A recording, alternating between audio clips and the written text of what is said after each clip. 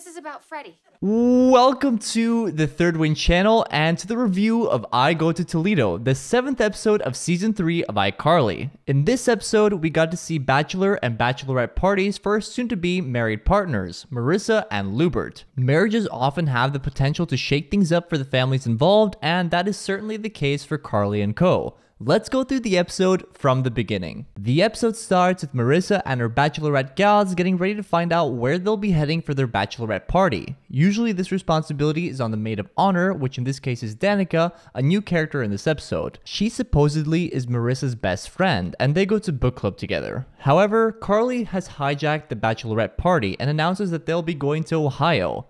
Marissa is clearly disappointed, and only slightly less so when Carly announces that it's connected with Marissa's favorite show, Toledo House Flip. Marissa calls this, quote-unquote, classic Carly, which is said with a negative connotation. Freddie arrives on the scene, and Carly immediately rushes over to ask Freddie if she is in the wrong, and what, quote-unquote, classic Carly means. Freddie explains that his mom doesn't exactly respect Carly and thinks she is impulsive, unreliable, disrespectful to elders, and prone to hijacking weekends as well as having a bad posture. Carly was already on a mission to improve relations with Miss B, but now she is doubling down on her efforts. Also, Freddie is clearly avoiding his mother, which we find out is because he knows she'll ask him to throw a bachelor party for Lubert. He manages to avoid her, but Lubert delivers the message himself, and while Freddie is hesitant at first, when Lubert insinuates that this is Carly's fault, Freddie knows he must throw this party to help Carly with her reputation. Freddie, not knowing who Lubert's friends are, asks him who to invite, and surprisingly he says Spencer, who accepts the invitation despite working on a new art project, and Spencer invites Paul along, who is upstairs planning his Paul show, which we'll get into later, but Spencer was nervous about calling Paul. It seems like he looks up to him, but anyway, with Paul and Spencer, you know it's a party, and Lubert is taken aback by his quote-unquote friends'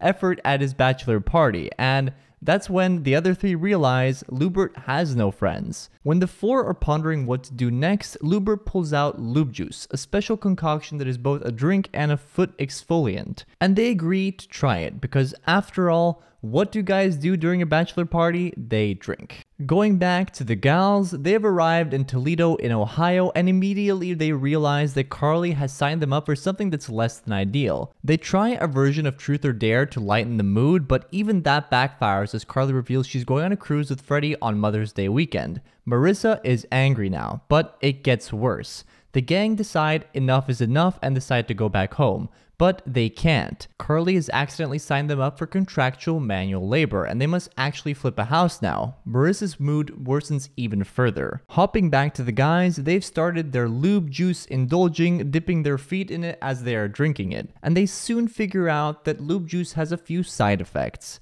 Terrible foot pain and an inability to lie. So basically a crippling truth serum. Good stuff. Freddie and Lubert shared their discontent about their soon-to-be new relationship, and Paul and Spencer have a bro moment. Spencer also gets deep and reveals his thoughts on if he has to stop being a lovable goofball, and basically, he doesn't want to grow up, but if he had to, he would want to be like Paul. But then, out of the blue, Freddie gets a distress call, and the guys have an emergency to attend to. Now, back to the tragedy that is his bachelorette party, which Millicent is mocking Carly about. Things are about to go from bad to worse. The realtor that has trapped them in this house asks who Freddie is, and the answer she gets from Danica is that Freddie is Carly's boyfriend and also Millicent's father.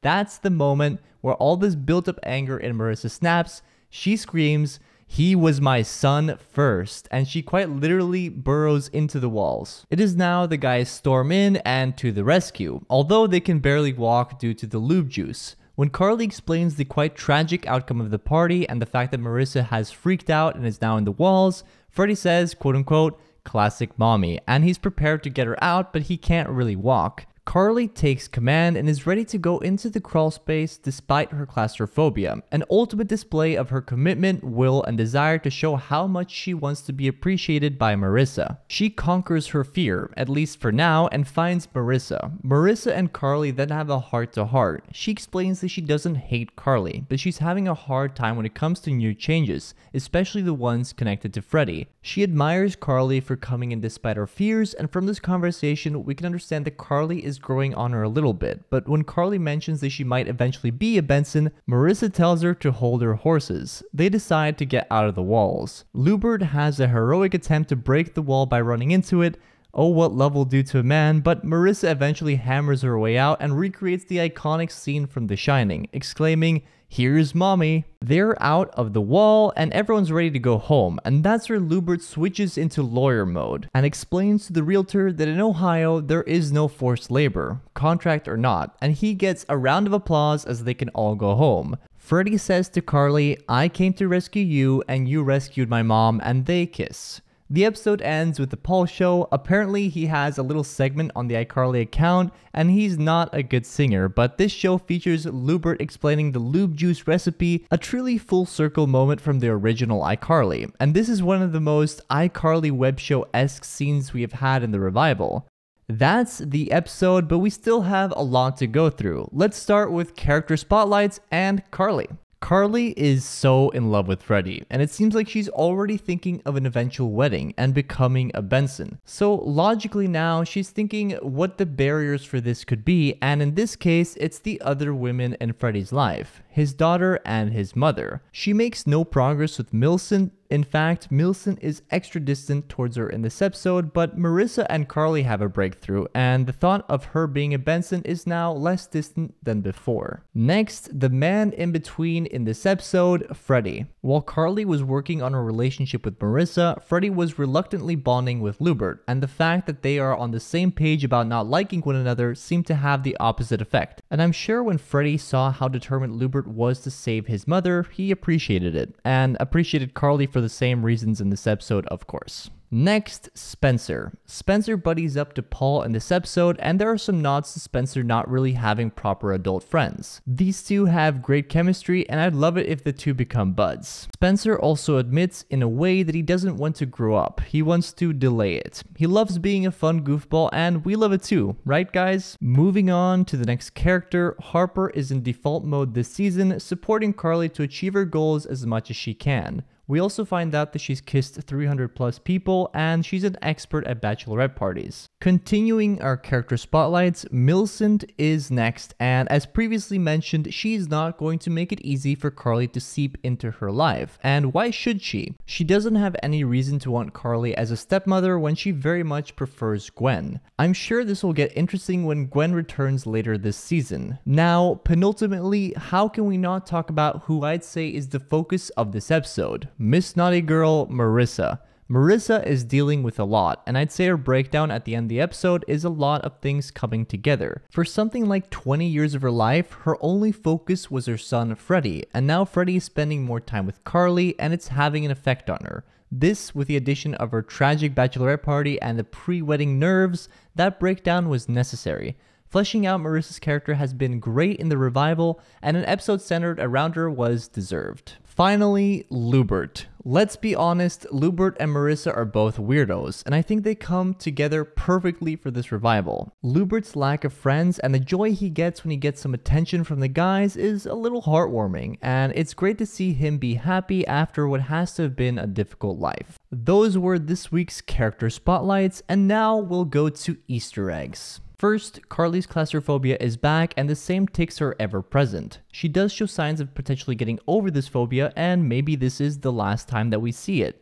This next one is a small one, but I thought it was cute of Paul to imitate Freddie's signature 5, 4, 3, 2 when working on the Paul show. Next, and I've mentioned this a little bit already, but when Spencer puts on the quote-unquote cool guy voice when talking to Paul, I feel like this is a nod to I Make Spencer Friends in season 6 of the original. The guy just isn't very experienced in talking to other guys closer to his age. We also have the recreation of the famous Shining Here's Johnny scene with Marissa instead, one of the funniest of the episode, and the Here's Mommy fits her character so well. Lastly, for Easter eggs, Lubert pulls out his lawyer chops in this episode, which of course is first introduced in I Object Lubert in season 2. We're now going to move into the final chapter of this review. Let's do some analysis and takeaways for the episode, and I have quite a few things to point out.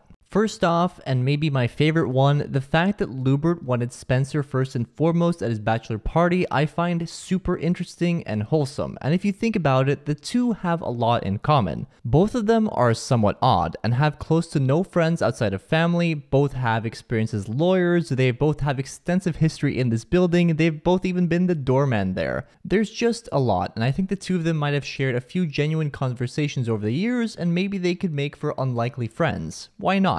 I thought that was a super interesting development in this episode. The next point might be a little bit of criticism, but the idea that Marissa hates Carly was not really properly established in the revival, more so in the original. We even saw Marissa being very supportive of the two getting together in season 2, with Marissa even getting Carly's ring size. So this flip was a little odd, but you could also say that this dislike has come from a newly formed jealousy from Marissa towards Carly on Freddie's time. With that being said, I can only imagine how Marissa treated Freddie's ex-wives. I mean, we saw how she treated Pearl. Another more critical point, it's obviously a little silly that the guys were able to fly across the country on moment's notice, but of course, for the plot, we let these things go. Next, Paul didn't get a character spotlight, but surprise, this will kind of be one. I love that he's starting to become a proper recurring character, forming interactions now with most of the cast. And B, we also got to learn a little bit more about his character and that he too has dreams with his displays of singing. Maybe he became a manager because he himself couldn't be the star. I also wonder how the Paul show fits into the iCarly web show cyberspace. Next up, both of our groups had their own versions of Truth or Dare.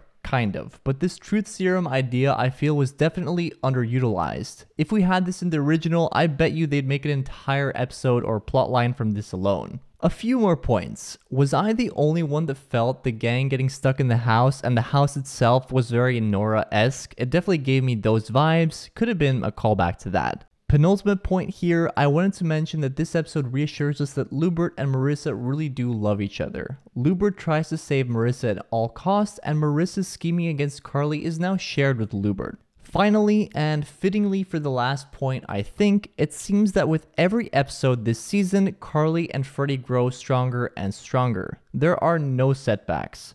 Episode 1, Carly realizes feelings. Episode 2, Freddie's feelings re-emerge. Episode 3, they start dating.